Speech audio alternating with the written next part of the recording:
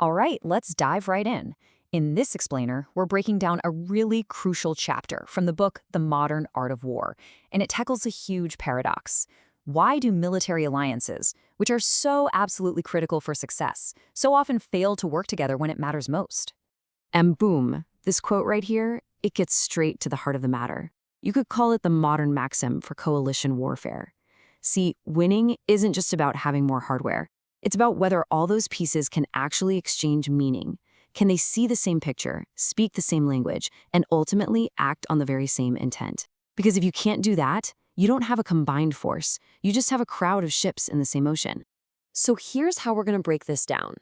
First, we'll get into why coalitions are basically non-negotiable today.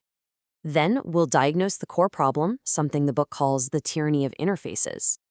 After that, we'll see how the incredible speed of modern conflict makes this problem so dangerous, and then we'll explore the solution before we wrap up with the real human questions that commanders have to be asking. Okay, so let's tackle that first big idea, the coalition imperative. You might be asking, why is this even a big deal? Well, it's because in this day and age, war is pretty much never a solo act. You know that movie trope, right? The lone nation standing heroically against the world. It makes for a great story, but real war is just so much messier. The truth is, conflicts today rarely stay neatly inside one country's borders for very long. And here's why. It's not just about having more firepower. Alliances give you scale and resilience. We're talking about shared logistics and basing, which is the absolute lifeblood of any operation. It's about deep intelligence sharing, having the industrial base to keep going, and the political legitimacy that only comes from acting together. Basically, a coalition gives you more of, well, everything. But, and it's a big but, this is where things get so tricky. If these alliances are so vital, why are they so darn hard to get right? The book gives us a name for this problem, and it's a really powerful concept. This is the tyranny of interfaces. And you gotta notice the key word here, meaning. This isn't just about a software bug or a cable that doesn't fit. No, this is about the gaps, the conceptual, legal, and doctrinal gaps where understanding just gets lost in translation. It's the place where clear intent goes to die. Now, what's so brilliant about this slide is how clearly it draws the line. On one side, you've got shared connectivity. Hey, the cables fit, the packets are moving, the lights are green, everything looks good, right? But that's just the plumbing. The real goal is over on the other side, shared understanding. Is the intent actually clear? Is everyone interpreting the data the same way? And the big one, is the trust there?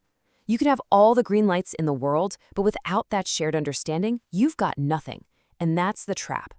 And this is where the rubber meets the road. I mean, think about this. One ally system shows a confirmed hostile target, a target track. Their partner system, it just says unconfirmed contact. Or how about this? One country thinks it's conducting a simple defensive cyber action, but their ally sees it as a massive, dangerous escalation. These aren't just little bugs in the system. These are the kinds of misunderstandings that can lead to absolute disaster. The book uses this metaphor, and honestly, it's perfect. It captures the problem so well. Everyone's playing their instrument, right? There's a lot of activity, a lot of noise. It might even look coordinated from a distance, but because they're all reading from a different sheet of music, the result isn't a symphony. It's just chaos. Okay, so this problem has been around forever, right? But what's different now? Speed. The sheer, blinding speed of modern conflict turns this old friction into a flat-out deadly vulnerability. And here's the gas on the fire. Machine time. We're talking about algorithms helping to spot threats and suggest actions in seconds, even milliseconds. In that world, there is zero time for a human to translate or for two systems to figure each other out. Speed punishes every single crack, every single seam in the coalition. And that leads to this. Another incredible phrase from the book, adjacent private delusions. What does that even mean? It means instead of everyone looking at one shared map of reality, each partner is operating inside their own little bubble based on their own incomplete picture. They're sitting right next to each other, but they are literally living in different worlds. And this is the terrifying result. A single force on its own, sure, it might make one bad decision really fast, but a disconnected coalition, it can make 3, 4, 5 completely incompatible bad decisions all at the exact same time. One ally turns left, another turns right, and a third just freezes, all at once. That's how things fall apart. So, if that's the diagnosis, what's the cure? The book argues that the answer isn't just to buy fancier software. The real solution is about doctrine. It's a set of rules, a way of thinking, for deliberately building that shared meaning before a crisis ever starts.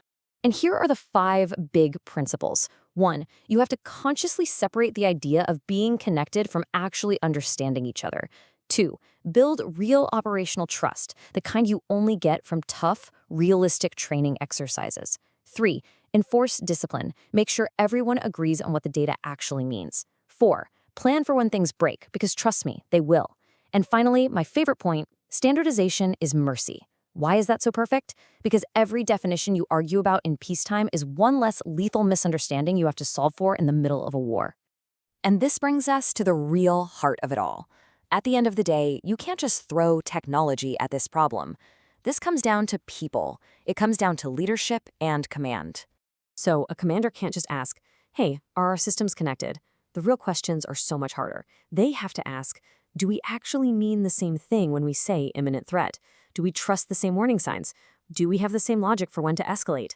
And maybe the most critical question of all, what happens when the network goes down? Do I know in my gut what my allies are going to do when the screens all go dark? I mean, just think about that for a second. This is the ultimate test, isn't it? It strips away all the fancy tech and gets right to the human core of the alliance. When those digital tools that make us feel so certain or broken, or even worse, when they're being used to lie to us, is there enough real trust and shared meaning left to keep fighting together? And that really wraps up the chapter's core argument. It's so easy to mistake a green light on a screen for actual, genuine understanding. But the real fight, the real interface problem, is getting meaning from one mind to another when everything is on the line. So we'll leave you with this final thought. You can't just hold a press conference and declare that you're unified. True unity has to be built, piece by painful piece. It's engineered with common standards, it's rehearsed in grueling training, and it is earned the hard way, long before the first shot is ever fired.